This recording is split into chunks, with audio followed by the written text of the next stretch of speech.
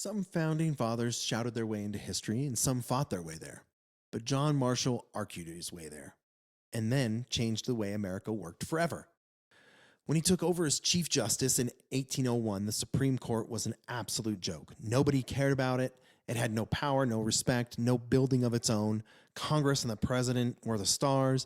The court was just the understudy. But Marshall had seen enough chaos during the Revolution to know this new republic wouldn't survive without rules that actually meant something. He wasn't interested in being ignored. So he spent the next 34 years hammering out decisions that turned the court into the backbone of the Constitution itself. By the time he was done, the Supreme Court wasn't just a footnote. It was an equal branch of government, and Marshall himself was the man that gave it teeth. Welcome to our republic. When in the course of human events it becomes necessary for one people to dissolve the political band, sailors and airmen of the Allied Expeditionary Force. Well, I think it's time we ask ourselves if we still know the freedoms that were intended for us by the founding fathers. Not one small step for man. Those three hallowed words reverently dictate what you ought to be, what you can be, what you will be. We pledge to each other our lives, our fortunes, and our sacred honor.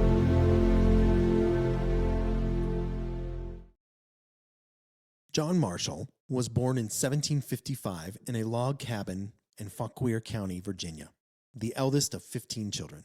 That sounds like I'm saying a nasty when I say that word, County, Virginia, or whatever. His father taught him the basics of law and government, but the Revolution gave him his true education.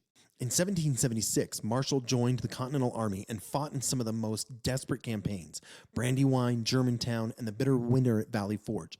He wasn't a flashy commander, but he became known for keeping spirits up, organizing drills, and bringing order when everything else seemed to be falling apart. That winter of hunger and frostbitten misery burned into him the simple truth. If America was going to survive, it needed unity and structure. And after the war, he studied law, and by 1780s, Marshall was practicing in Virginia, earning a reputation for clear thinking and rock-solid reasoning.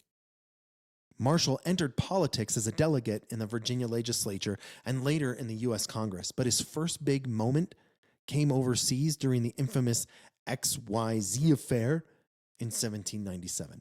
Sent to France to negotiate, Marshall and the other American envoys weren't told they needed to pay hefty bribes just to speak to French officials. Marshall flat out refused.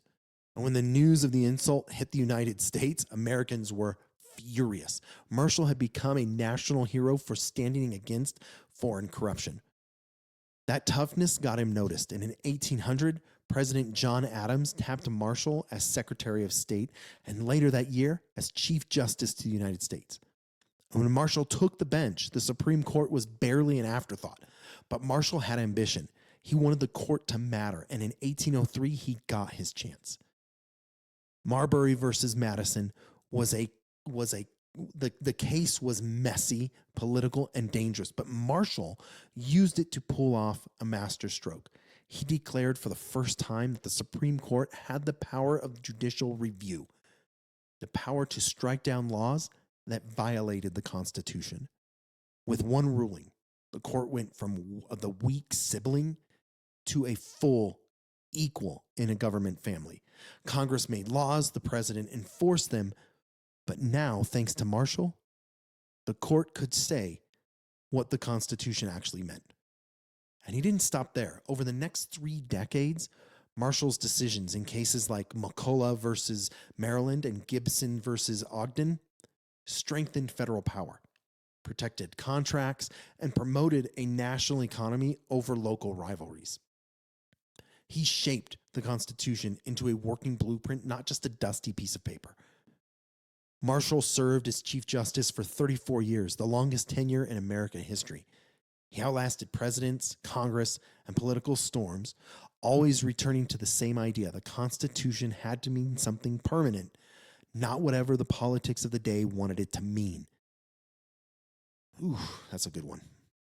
By the time he died in 1835, the Supreme Court was transformed. It was no longer that afterthought. It was the guardian of the Constitution, and Marshall was the man who gave it that authority.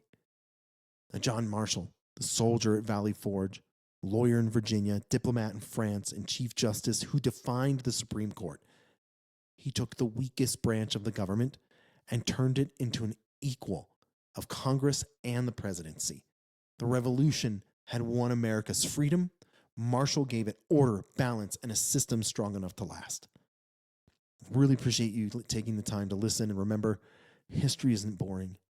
It's a story of ordinary people who take broken systems and hammer them into something that can endure, that protects our republic forever.